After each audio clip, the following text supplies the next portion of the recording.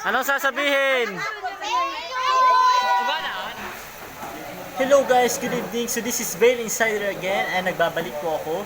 And ayun, andito po tayo ngayon sa Bicol Initabang Foundation para i-arrange po at i-ready yung mga relief good na ipamimigay po natin sa isa sa mga hometown na nasalanta ng Typhoon Ruli noong November 1. And isa nga po sa mga nasalanta ay yung aking hometown which is nasa Albay, Tabaco City. Hello po sa mga kaibigan ko at sa aking mga subscriber na nasa Tabaco City, Albay. So, see you there sa last week ng ating November 2020. And ayun, stay tuned lang po guys. Maya ipapakita ko po ang ating mga relief goods at kung paano po natin yun ina-arrange para maging ready at handa po tayo pagdating ng November 28 to November 30 pag uwi po namin dyan. So see you, thank you.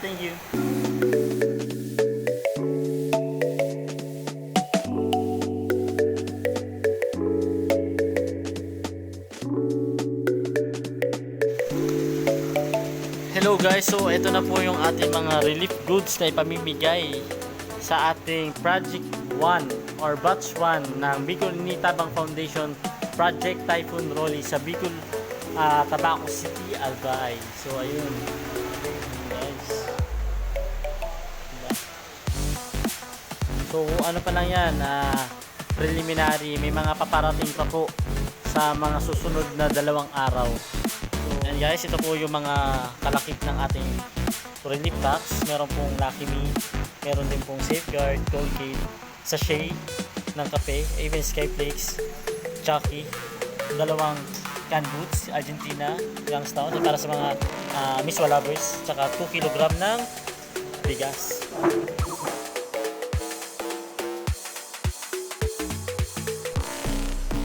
So guys, ito na nga po, nagpapatuloy pa rin po tayo sa Project 1 or Batch 1 ng Bicol Initabang Foundation na ihahandog po natin ang mga kaloob, ang mga relief goods sa Bicol, Tabaco City, Albay. And ngayon, makakasama po natin ang aking longtime friend o isa sa ating mga miyembro.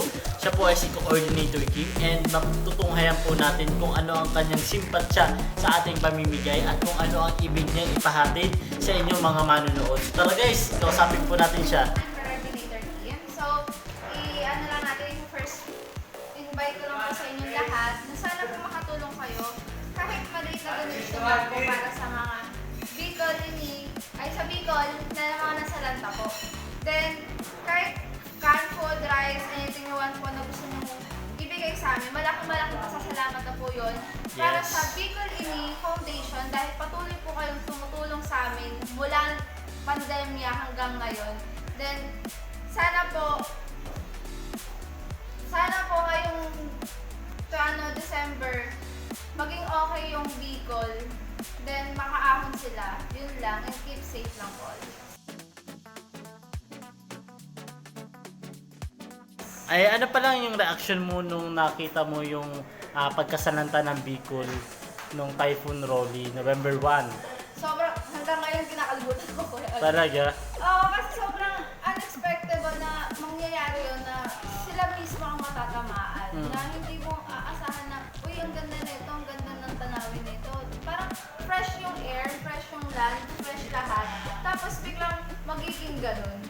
Di ba, unexpected talaga yung nangyari. So sana makaahon talaga sila this December kasi sana masaya sila ngayong December.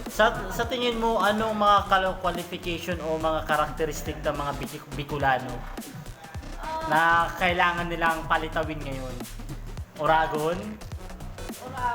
Yun, kailangan maging matatag lang sila, palaban, then taging laban lang ng laban kapag kahit anong mangyari sa buhay.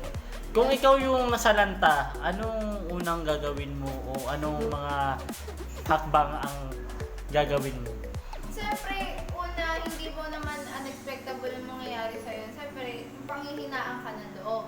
Pero kapag alam mo naman sa sarili mo na may pamilya ka or may mga kasama ka na nandiyan pa rin sa'yo, dapat buo yung loob mo. Then sana, Amen. maging okay ka. Then yun doon na magiging first na mag-i-improve yung panalangin, parang magiging improve yung buhay mo. Kaahon ka ulit. Yes. And ito po yung relief goods na may bibigay namin sa inyo sa Bicol. Ano to mga relief goods na to? Yan. Ito, tare guys.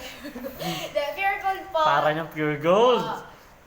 2 kilong bigas and 2 canned foods. Yung tsaka para sa mga bata. Actually, meron po kami ibibigay na biskuit. Then sa mga batang nangangailangan din po. Dun, yung mga gatas po. Yun sa mga baby po. And 2 Lucky Me beef and mga... Sachet. Ano tawag dun sa ano? Sachet. Hindi, yung mga pang sarili po. Yun. Tapos... Hygiene. Ayun, Hygiene. Tapos yun, may mga Skyflex pantawid ng gutom. So, sino mga dapat pasalamatan nito, Kim?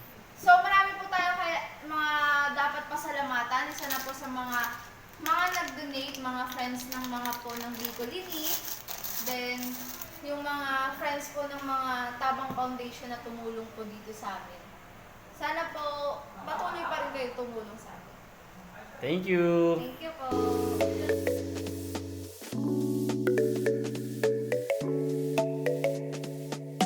So guys, ito na po si Emerson. So, pakilala ka. Ako sabi si Emerson, tatrabaho sa Bicol Family Foundation. Foundation. Masabi ko sa inyo,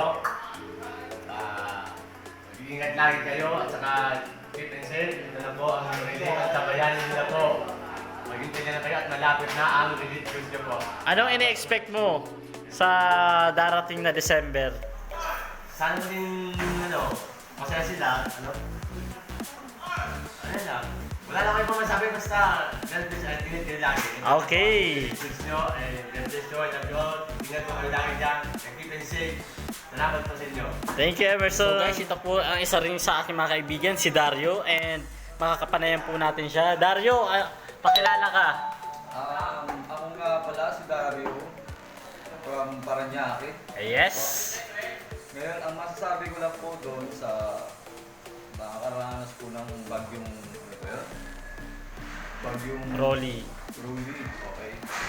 Mag-iingat lang po tayo palagi, mga kapatid. Ito pong mga relief po dito, makakarating po ito sa araw ng kailan ba yun? November 28. November 28 po, para sa inyo po ito lahat. Yan. Tapos sa darating po na Pasko, sa maging masaya po tayo. Yun lang po. Keep safe lang po palagi. Okay, Dario. Thank you, thank you.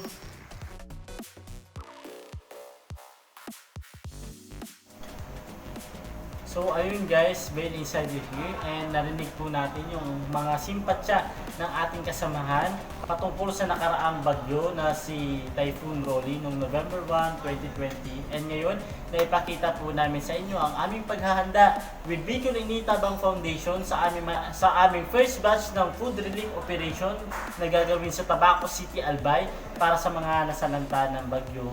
Would like to thank you sa lahat ng aming mga friends and mga business owners na nagtiwala sa amin sa mga donation na pinagkaloob nyo na maipaparating to sa mga tao na nangangailangan. So thank you guys, thank you po muli.